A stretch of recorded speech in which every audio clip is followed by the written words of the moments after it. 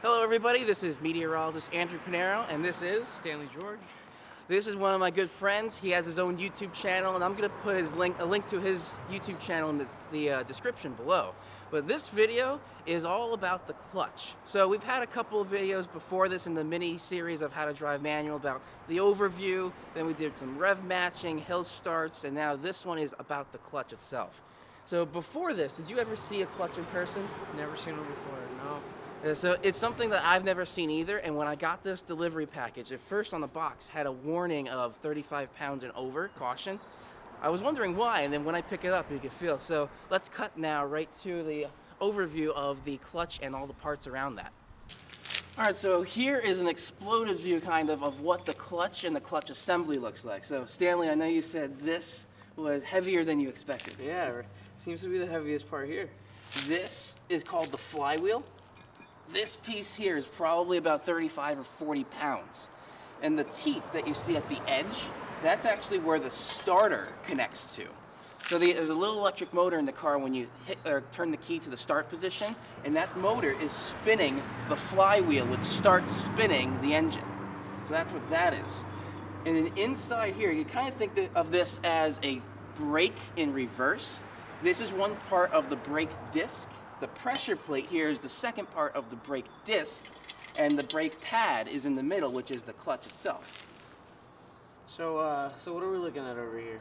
So this is a pretty worn out clutch, which is why I was able to get it pretty cheap, but the springs in here allow it to get a little bit of a smooth engagement. Sometimes when you're engaging the clutch, you have this kind of that's the springs kind of bouncing, because the springs are actually what connect the engine to the transmission. It's not a hard line connection. So there's these floating springs that allow a little bit more of a cushion to happen. If you have a performance clutch for racing, it does not have those springs, but it's also a much harsher ride, designed to go as fast as you can and not really for comfort. This is the brake material. This is worn out on this disc. So this is kind of like brakes. When you drive manual transmission, the clutch is designed to wear out as you engage and disengage the clutch. So this is something you have to keep in mind, and I'll have a maintenance video kind of explaining all of manual transmission maintenance coming up. Looks like we have a train coming too.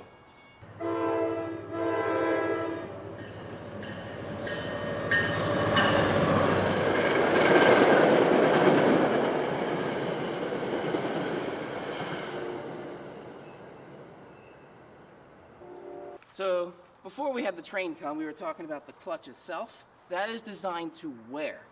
And that's the most important part with the manual transmission. So essentially the flywheel sits at the back of the engine. The clutch is in the middle, and these are allowed to slide. This is what allows you to shift the gears. The pressure plate sits on top of everything. And these are springs that are all around it. We can't actually press these springs or move these springs with our hands. So it's amazing that the hydraulic system and the clutch pedal itself can actually move these. But when this is all together, this can spin as one piece, but when the springs are depressed and when you press that clutch pedal, you're disengaging that clutch. That's what allows this to slide, and you can slowly engage in first gear. That's pretty cool, man. Yeah, that's something I thought was interesting, which is why I got this. And since it's a heavy metal, I'm sure there's some scrapyard value to it, but this I thought was very interesting to see. So you got the pressure plate, the clutch, and the heaviest part, the flywheel. There are performance modifications out there for lightweight flywheels. That's not really a necessary upgrade. All it really does is allows the engine to rev up faster and it rev down faster when you're shifting gears. I don't know what your car has. Do you have any of that? No, I don't think so. I think it was pretty stock for the most part. Yeah. All right, so that's pretty much wrapping up this. I wanted to give you guys an overview of what the clutch assembly looks like.